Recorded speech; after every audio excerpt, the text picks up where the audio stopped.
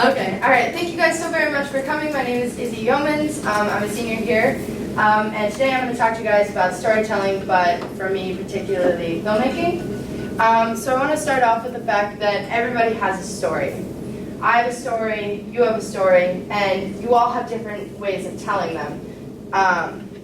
My story, I'm going to tell you a little bit about me to get started. I was born in Atlanta, Georgia in 2000. My dad is a musician, or was a musician at the time, and my mother was an undergraduate student at Vanderbilt University. Throughout my life, I've moved about 17 times. I've been to tons of different schools. I've lived next to chicken coops. I've also lived in the city. I've lived in DC. I've lived in Tennessee. I've lived in Maryland. I've lived in slower, lower Delaware. With the tooth to tattoo ratio, which is something my doctor told me when I was there. So, as you can see, I have a really interesting background. I have a lot, that I can take from. But that's supposed to be red, but that's cool. But the biggest thing that I learned from moving all that much and having to meet friends like 4 times a year, reinvent myself, figure out what I wanted people to see, figure out who I was going to be when I moved there. I didn't know how long I was going to stay. I didn't know, what the situation was. I'd be like, all right, cool. How are you doing? My name's Izzy. So the thing that I learned how to be was unique. I got really comfortable overcoming obstacles, and I got really comfortable kind of expressing myself, which is why I'm not too shabby public speaking. So that came in handy today. So one of the obstacles that I faced was when I was 10 years old, I was diagnosed with scoliosis. I had a 50-degree curve by the end. My spine looked a bit like this. I did have surgery for it, but that comes later. I had to wear one of these braces. This is not mine. I don't have any pictures of it because that sucked. So this is kind of what they look like. These are Wilmington braces, and they go from here to here. They're giant plastic shells. I had to wear it for 22 hours every single day for 6 years. I played about 2 sports a season, so I would spend my 2 hours every single day at practice. That's all I did. I didn't do any. I slept in it. I went to the beach in it. That sucked. Dude, don't do that. I don't recommend that. But that was something that I got really comfortable doing, and I overcame that obstacle. And then when I was 13, my parents split up, and they got separated, which is why I moved here.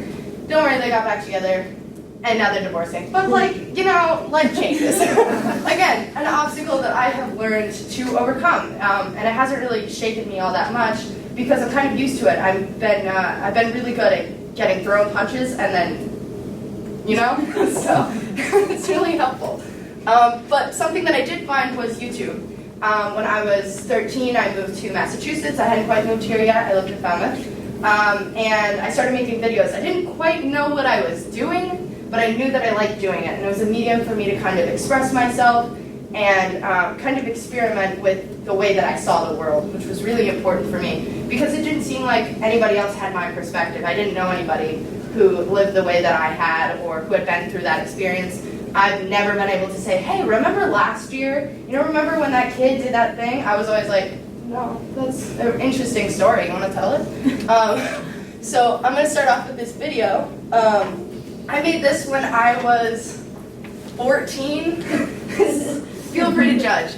I judge it also. But this is kind of like a basis as to where I started. So I figured that's why I'd play it. Here we go. Oh, God. She's going now, she's going to high. So. No, I'm sound.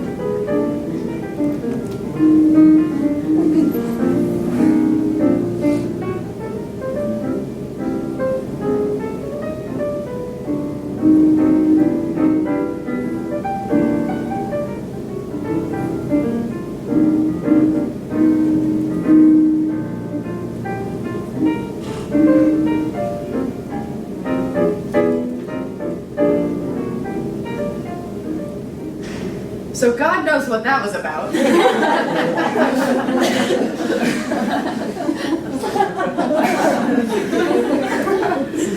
Yeah, so Shoes, nose, like, I don't know what that was about. I don't know why I did it. Well, I know I did it. I just, like, I wanted to make videos, and I, had watched movies, and I was like, I'm gonna try to make my own.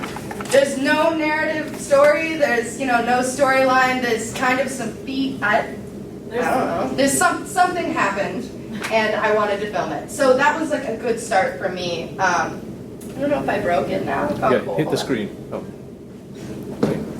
Got you. So this is a fun picture. So following that, when I was 16 years old, I had spinal fusion surgery. That was my spine, and that is my spine now.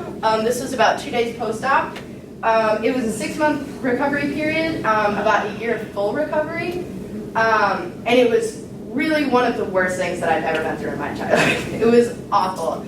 I was alone for like 6 straight months. I was out of school. I had 2 tutors who would come and visit me for like an hour a day. I was super loopy the first two weeks. I was like on all these medications because it was very painful. You have to like take all these medications.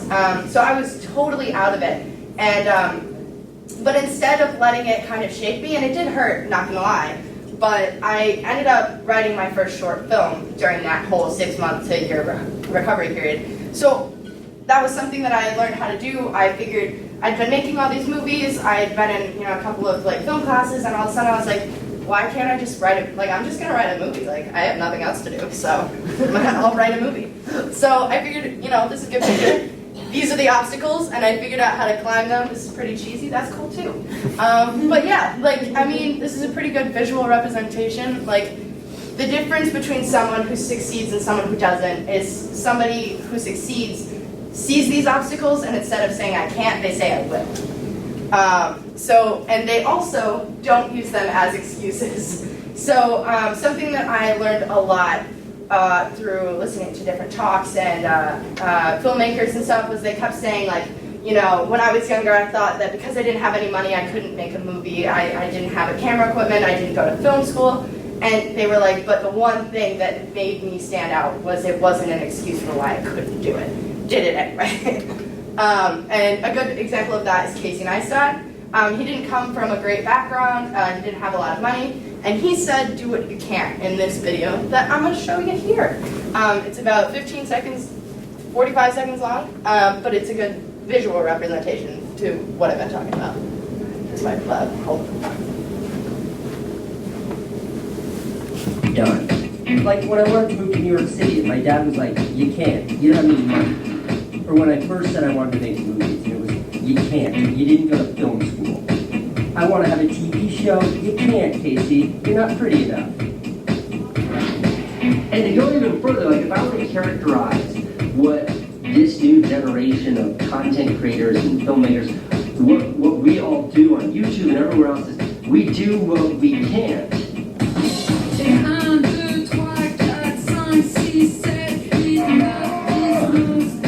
You can't be an action movie filmmaker, but you get your parkour friends to dress up like video game characters, jump off some buildings, and you can. Right, Devin? Yes. You have a talk show, but you have a webcam and you can. Beautiful bastard. This is my first YouTube video ever. Next thing you know, you're interviewing the president. I heard that you're going to be out of a job soon. Maybe I'll start a YouTube show. That's what I'm thinking. So, like I said, I figured that was a good visual representation, a quick debrief from all my talking. But yeah, so this is a lesson that I found really helpful. Touch it? Yeah? Okay, so you can't. Lesson.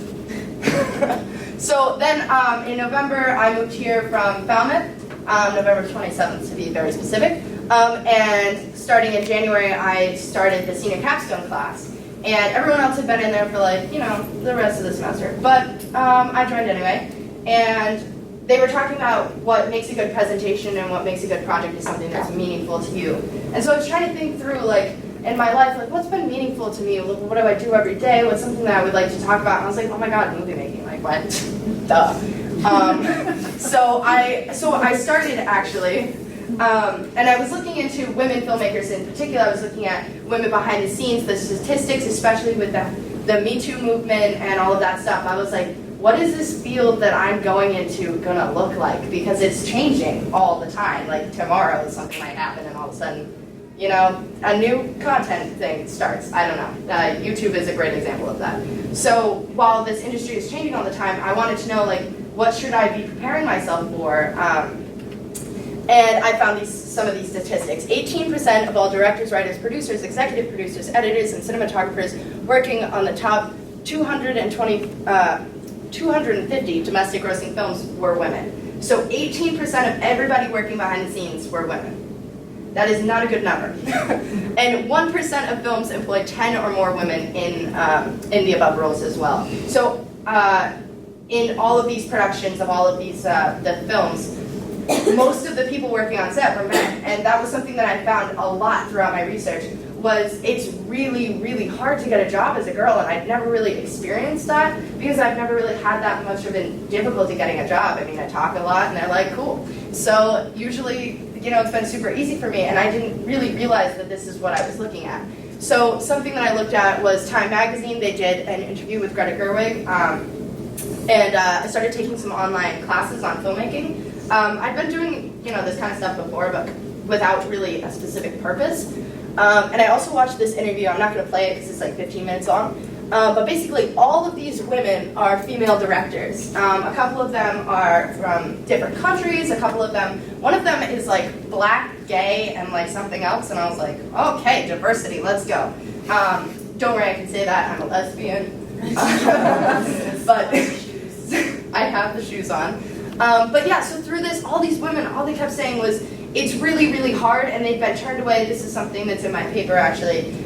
It's people had experience where their agent would go to talk to a film production company, and they would say, we already hired enough women for right now, or this is not a woman-friendly set. And I was like, this is ridiculous. Like, what the heck? And so through my research, I kept looking, and then I started watching videos. This is a YouTuber. His name is This Guy Edits, and he's a professional editor. He does TV shows. He does movies. He's been cutting somebody's short film as of right now. But he did this whole video on the top 5 most common problems with student films. And throughout that, my project has changed a lot. I started with, I was going to have a full-length feature script by the end of this, but by taking all these classes and doing all this research, I realized I had half of a full-length script and not enough time to finish it. But I figured that was a good lesson. For knowing what not to do doesn't mean you know what to do. And so I decided that instead of talking about what other people have done, I would talk about a little bit about what I've done. So, like I said, I wrote my first short film, and before I filmed it, I did all this research, like, you know, what's important for me to know, what do people usually mess up on. I didn't want to do the same thing. My film took place over Monday through Friday period, 10 hours a day with my actors. I flew in an actor that I'm friends with from Delaware. And I was the director, I was in it, I wrote the thing. I ended up being a camera operator because my camera guys quit literally 2 days before shooting. I scouted locations, I provided food, transportation. I saved up tons of money for this whole thing. And literally everything went wrong every single day, which is how it works. I've been on many film sets, and filming is problem solving. That's all it is. It's your camera broke, cool, so what can we use instead of a camera? That's kind of hard, but we'll figure it out. Can we gaff it? I don't know. So that was like a good lesson to learn. So through that, instead of researching other people, I researched myself a little bit. When I was a freshman at Falmouth, I joined this class called TV production, and basically I took that all 4 years of high school until I moved here. And I did the morning news program, so I was an anchor. I also was in charge of the show. I did cameras as well. But I would wake up every morning, I'd get there 20 minutes early, I'd set up the studio. We had full camera equipment, we had a full studio. And by the end of my freshman year, I was running the whole thing. So that was kind of cool. And I also started filming. So the guy who's in charge of it, his name is Ryan Weber. He was my teacher. He works for FCTV, which is, you know, also your version of that. He worked for them as well. So I would pull 5-hour film days every single day after school, and then go home to 3 hours of homework. wake up the next morning and then film in the morning, go to school, do that all over again. I did concerts, I did like induction ceremonies for the Honor Society, that was weird. But I did all kinds of weird filming because I realized that what I had learned through everything that I did was the more I did it, the more I learned. So it was like, I don't really like filming concerts. They're like, I love the mini singers. That was great. I enjoyed watching it. I don't particularly love filming those things, but it's amazing practice because every single time you go out and do it, you learn something. So these are some steps that I've developed through filmmaking. I realized that for my presentation, I basically wanted to tell people some steps that you can take. It's not just applicable to filming, which you'll find out later, but basically, if you want to be a filmmaker, if you want to do something today, if you want to succeed in it, these are some steps you're going to have to take. So the first one, cool, so Red's not showing up, is expression. So I used filmmaking, I used writing, I used poetry, I used singing, I used music making to express myself. So Ernest Hemingway has a great quote, "There's nothing to writing, all you do is sit down at a typewriter and bleed." And I think that's true for anything that you do. Like, I write films, but I also actually film them as a cinematographer. But when I sit down and write, I take all of my experience, I soak in all my pain. My best poetry, not that I'm saying it's great, always comes from a moment of great, just I can't breathe anymore. You know what I mean? And that's always been some of my best work. My short film included was me sitting down, I was crying in my living room, and I was like, I don't have any friends, and I'm alone. So, I wrote a movie, so cool. I see you now, I didn't have you then. Fair. So if I wanted people to watch my stuff, I wanted them to be able to connect to it. So I have to bring a part of me to my film for you to connect to it, because it's much easier to connect to a person than it is to an object or something completely different. The second step is exercise. It's not up anymore. And so just like an athlete, I would train every single day. I did practice, I did all that stuff. Filmmaking, writing, poetry, music, rapping, I don't know, all the same thing. If you don't practice it every single day, log your hours, you're not going to do it. Ed Sheeran has a really great interview where he talks about music making, and this kid's like, yo, I want to make music too, so what do I got to do? And he was like, so have you ever heard of the 10,000 hour rule? And it's essentially that if you practice for 10,000 hours, eventually you will have something good. Because I don't have the direct quote, but he basically said that it's like turning on a tap of water. It's going to pour out like crap, for the first little while. But then eventually it's all clean water because you had to get it out first. You might write a couple of really bad songs after you've been writing for 5 years, but you got it out of you. But if you're not logging any of those hours and you're not playing and you're not doing that awful show in the back of a coffee shop or whatever, you're never going to get anywhere because you're not putting in your time. So, like I said, just like an athlete, you got to exercise. So this is a scene from my short film. This is the best scene that I have technically. It's about a minute and 30-second song, and I'm going to preface it by saying this was filmed at 3 a.m. It was our fourth day of shooting, and I had just shot my super emotional scene right before this, and then I was the camera operator for this scene. So, yeah, all right, cool. I'm going to play it from here.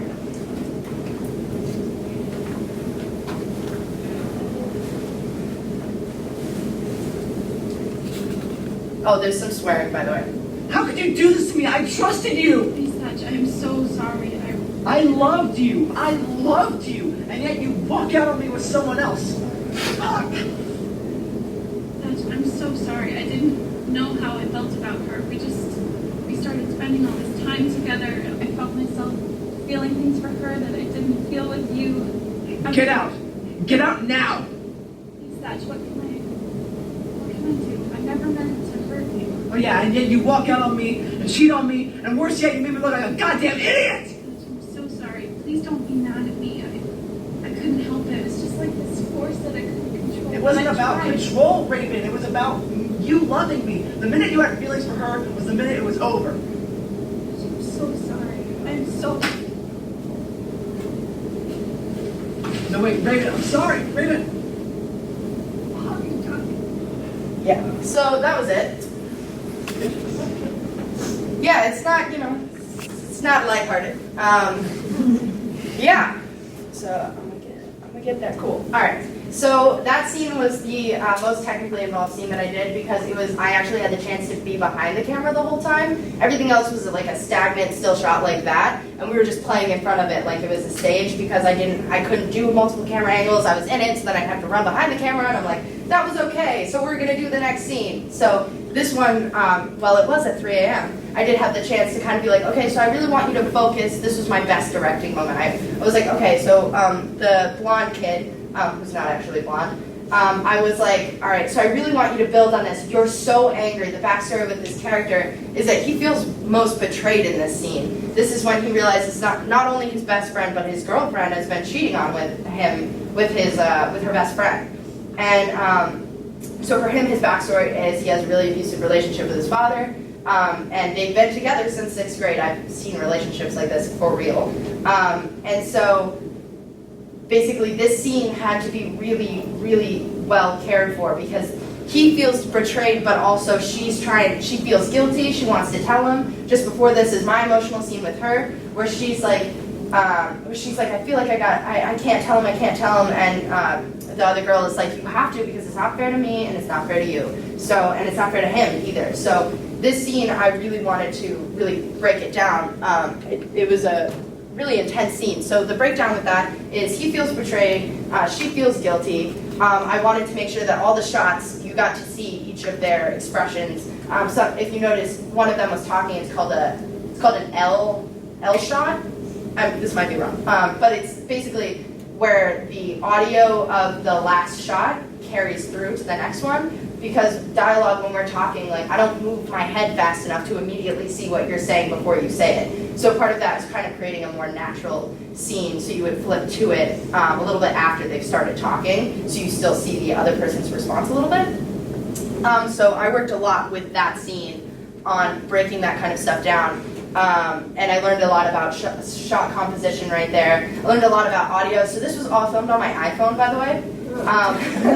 Yeah, I filmed the whole thing on my iPhone, and I originally had microphones, but they died on me literally the first day of filming. So something that I had all my actors do is I had their phones recording the audio through like the audio recorder on your iPhone, and I just had them stick it somewhere that you couldn't see it, and then I logged their audio through that. So that was a problem-solving moment that I had, because otherwise you couldn't hear what they were saying at all. So that was cool. So by the end of this, I had so many lessons. I learned how important a costume person is.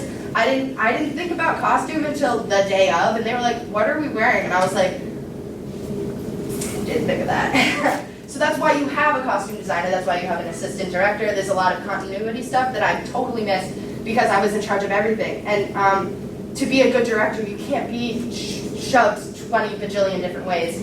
You're in charge of the whole set, yes.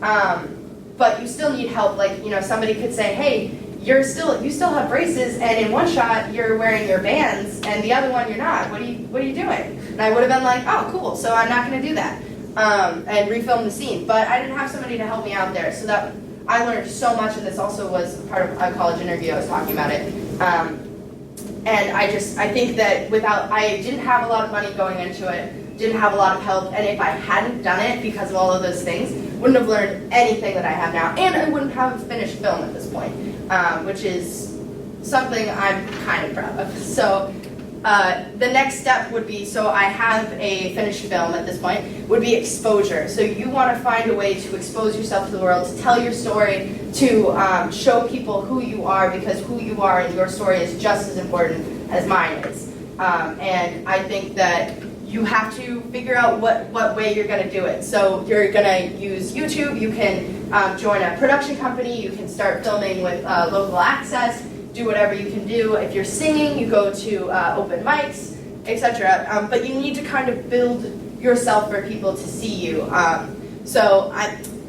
You're making a deal with social media that you're going to express yourself. And exposure is a big deal because there are a lot of really amazing filmmakers, there's a lot of really amazing singers, there's a lot of really amazing people, painters, etc. But if they don't know how to show you, nobody's ever gonna see it. It'll just, that painting is just gonna sit in the basement. Nobody's ever gonna see that. So the last one is education. So education sounds like something that would totally go first. It doesn't, because you have to learn through all of that learning is an everyday experience. You learn something new every single day. And that's important. You have to be willing to accept new experiences and educate yourself. I watch daily videos on editing. I hate editing with a passion. It's very difficult. You sit down for like 10 straight hours, as I did with the West Side Story production. Just sat at a computer for literally 2 weeks straight for 10 hours a day, just like cutting little pieces, rehearing the same audio like 6 times. It's awful. But you have to educate yourself. You have to learn something new every single day. And so this is something that I did. This is very short. It's almost over, I promise. This is my little brother, Eli. I did like a short experimental. An experimental film is supposed to invoke like an emotion. And so a lesson that I did learn through making this is don't delete your footage until you know that it's done, because the entire second half of this is missing. So this is literally the whole first half of it, and then I used a separate camera to film like the more narrative pieces, which was the entire second half, and I accidentally deleted it trying to save space on my computer. So cool lessons that we learn. And then this is 1:30, I think, tops. We're almost done.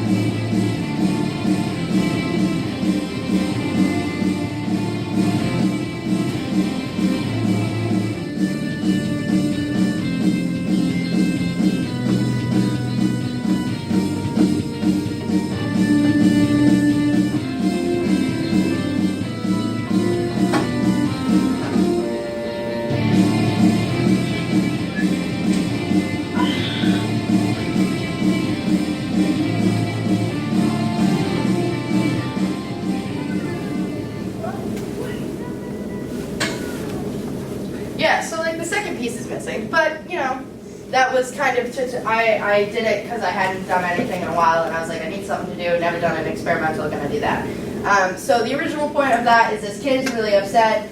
He's fighting with somebody we don't know, and so his thing is he goes out into the woods to kind of like decompress, and so like for him, he had to go outside and go play, and it was kind of bringing back to like original roots, talking about how going outside can actually help you work through stuff, which I thought was kind of cool, but it was more of just kind of a piece. I hadn't done anything in a while film-wise, so I needed a project, so I did this one. So those are the 4 steps that I learned through this project. It would be expression, exercise, exposure, and education. So when in doubt, do it today. Don't leave it till tomorrow. Everyone was always talking about, go to the gym tomorrow, I'm gonna make that movie tomorrow, I'm gonna wait until college. Just do it today. That's my message. Take it from him. He apparently knows what he's talking about. So, that's it.